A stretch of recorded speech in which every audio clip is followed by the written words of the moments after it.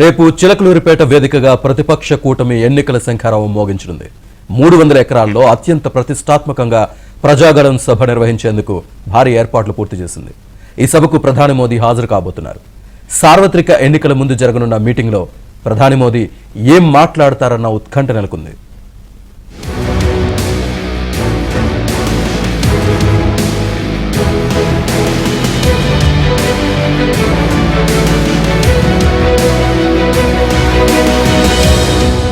చిలకలూరిపేటలో ప్రజాగళం సభకు సర్వం సిద్ధమైంది. టీడీపీ, బీజేపీ, జనసేన కూటమి నేతృత్వంలో జరుగుతున్న తొలి ఉమ్మడి సభ కావడంతో కనీవిని ఎరగని రీతిలో ఏర్పాట్లు చేశారు. చిలకలూరిపేట మండలం బొప్పూడి దగ్గర 300 ఎకరాల్లో బహిరంగ సభ నిర్వహించబోతున్నారు. ప్రధాని మోదీ పాల్గొనే ఈ మీటింగ్ ను 3 పార్టీలు అత్యంత ప్రతిష్టాత్మకంగా తీసుకున్నాయి. 300 ఎకరాల్లో సభ ప్రాంగణంతో పాటు పార్కింగ్ కు స్థలాన్ని కేటాయించారు. 10 లక్షల మందికి పైగా హాజరయ్యే అవకాశం ఉంది.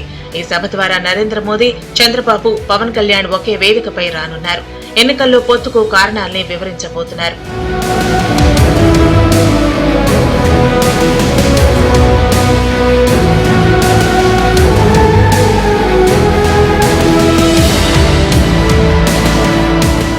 చిలకలూరిపేట సభలో జగన్ పాలనపై ప్రధాని మోదీ విమర్శలు ఎక్కుపెట్టనున్నారు. గతంలో టీడీపీ ఎంపీ కనకమెడల కలిసినప్పుడు ఏపీలో ఆర్థిక క్రమశిక్షణ లేదని ప్రధాని వ్యాఖ్యానించారు.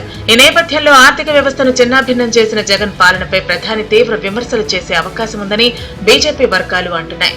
జగన్ తో రహస్య దోస్తీ ఉందన్న ఆరోపణలపైన మోదీ స్పందించే ఛాన్స్ ఉందంటున్నాయి. మద్యపాన నిషేధంపై మాట తప్పిన జగన్ ను మోదీ నిలదీసే అవకాశం ఉంది.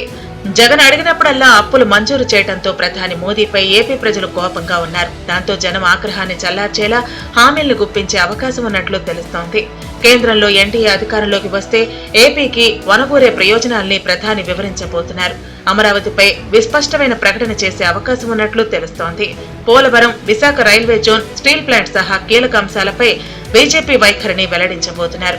టీడీపీ, జనసేనతో పొత్తుకు కారణాల్ని కూడా ప్రధాని వెల్లడించనున్నారు. ఈ పొత్తు క్యాంపెయిన్ లో మొదటి అడుగుగా రేపు నరేంద్ర మోడీ గారు చిలకలూరిపేట దగ్గర బొప్పూడి అక్కడ బహిరంగ సభలో ఈ 3 పార్టీలు ఎన్డీఏకి సంబంధించినటువంటి బహిరంగ సభ నిర్వహిస్తున్నటువంటి సందర్భంలో వారు ఇక్కడికి రాబోతున్నారు. వారిని మేము స్వాగతిస్తున్నాము. వారు ఈ ఎన్డీఏ కూటమి విజయానికి శంఖారావం వారు రేపు సభలో పూరించబోతున్నారు. కనుక ప్రతి ఒక్కరూ కూడా, ప్రతి ఒక్క కార్యకర్త ఈ సభ విజయవంతం చేయాలి అనేటువంటి ఆలోచనతోటి, అదేవిధంగా కార్యకర్తల నడుమ సమన్వయం ఉండవలసినటువంటి అవసరం చాలా ఉన్నది అని చెప్పి గమనిస్తూ ఆ సమన్వయం చేయడానికి, అదేవిధంగా ఈ సభని విజయవంతం చేయడానికి ఇవాళ అన్ని విధాల నాయకులు మరియు కార్యకర్తలు ఈ యొక్క మీటింగ్ కి రావడం, చర్చించుకోవడం జరుగుతుంది. రేపు ప్రజలు చూస్తారు ఎంత విజయవంతంగా ఈ సభ నిర్వహించబడుతుందో. 2014లోనూ 3 పార్టీలు గుంటూరు జిల్లా నుంచే ఎన్నికల ప్రచారం ప్రారంభించి విజయ దుందుబి మోగించాయి. అదే సెంటిమెంట్ తో ఇప్పుడు కూడా గుంటూరు గడ్డపై నుంచి శంఖారావం మోగించబోతున్నారు. ప్రధాని మోదీ, టీడీపీ అధినేత చంద్రబాబు, జనసేనాని పవన్ కళ్యాణ్ హాజరు కాబోతున్న సభకు రాష్ట్ర నలుమూలల నుంచి లక్షలాది మంది ప్రజలు తరలిరానున్న నేపథ్యంలో లోకేష్ నేతృత్వంలో 3 పార్టీల ముఖ్య నేతలు వివిధ కమిటీలతో సమావేశమయ్యారు. తుది దశకు చేరుకున్న ఏర్పాట్లపై చర్చించారు. బహిరంగ సభకు హాజరయ్యే లక్షల మందికి ఎలాంటి అసౌకర్యం కలగకుండా పకడ్బందీగా ఏర్పాటు చేసే పనిలో ఉన్నారు. మళ్ళీ ఆంధ్రప్రదేశ్ రాష్ట్రాన్ని పునర్నిర్మించుకోవాలంటే ఏకైక మార్గం అందరం కలిసి పనిచేయాలి, అందరం కలిసి ఒక నిర్ణయం తీసుకోవాలనే ఉద్దేశంతోనే అటు తెలుగుదేశం, జనసేన, బీజేపీ పొత్తుకు పెట్టుకున్న విషయాన్ని ప్రతి ఒక్కరూ గుర్తుపెట్టుకోవాలి. పొత్తులు పెట్టుకున్న తర్వాత ఇబ్బందులు కూడా ఉంటాయి. కొంతమంది పోటీ చేయడానికి ఎదురు చూస్తారు, రాకపోవచ్చు.